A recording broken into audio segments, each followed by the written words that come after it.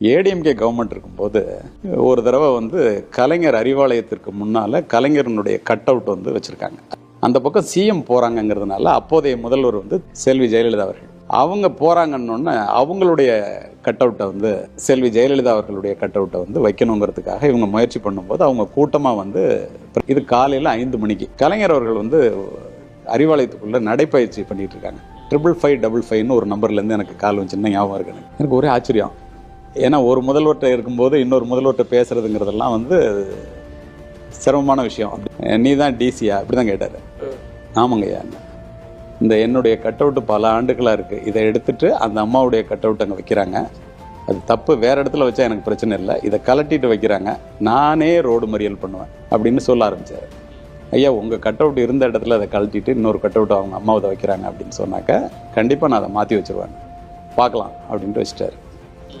உடனே நான் என்ன பண்ணேன், காலங்காத்தாலே கிரவுண்டுக்கு போக வேண்டியவன் யூனிஃபார்ம் போட்டுட்டு அவசரமாக போகிறேன். 2 பக்கமும் நிற்கிறாங்க. நான் சொல்கிறேன், இது தப்புங்க, இது வந்து நான் நியாயத்தை தவிர எதையும் பேச மாட்டேன், இந்த இடத்துல கட் அவுட்டை வந்து கலட்டிட்டு வைக்கிறது தப்பு, அதை திரும்ப வைங்க, வேறு சாரம் போட்டு அதை நீங்கள் கட் அவுட்டை வச்சு நீங்கள் வச்சுக்கோங்க அப்படின்னு சொன்னேன். உடனே எல்லாம் அந்த பக்கம் உள்ளவங்களாம் சத்தம் போட்டாங்க. அப்படி தான் செய்யணுன்னு வச்சுட்டாங்க. ஆனால் ஒரே ஒரு குறிப்பிட்ட நபர் மட்டும் என்கிட்ட, நான் போய் அம்மாட்ட ரிப்போர்ட் பண்ணி உங்களை என்ன பண்ணுறோம் பாருங்க அப்படின்லாம் சத்தம் போட்டார். நான் சிரிச்சுட்டே பேசாமல் போயிட்டேன். கொஞ்ச நேரத்தில் கான்வாய் லெஃப்ட் அப்படின்னு சொல்லி அங்கேருந்து இன்ஸ்ட்ரக்ஷன் வந்துச்சு. ரோட்டில் எந்த பிரச்சனையும் இல்லை. திரும்ப கலைஞர் அவர்கள் அதே ஃபோன்லேருந்து என்னை கூப்பிட்றாங்க. கூப்பிட்டோன்னே உண்மையிலே உன்னை பாராட்டுறேன் நான் அப்படின்னாரு.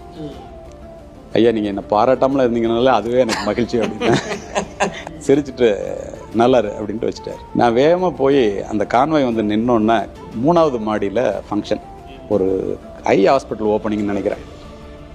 லிஃப்ட்டுக்குள்ளே சிஎம் போனாங்க. கட்சிக்காரங்க சொல்கிறதுக்குள்ளே நம்மளே சொல்லிவிடுவோம்னு சொல்லிட்டு நான் போய் பக்கத்தில் நின்று சல்யூட் அடித்தேன்.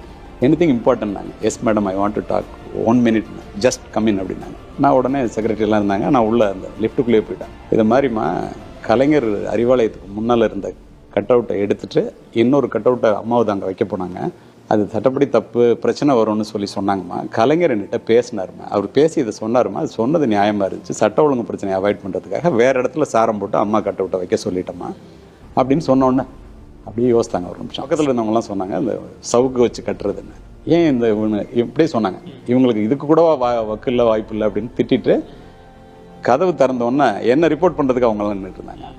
அவங்கள சத்தம் போட்டாங்க. சத்தம் போட்டு அதில் ஒருத்தர் மாற்றிட்டாங்கன்னு வச்சுங்களேன் ஒரு பொறுப்பில் இருந்து.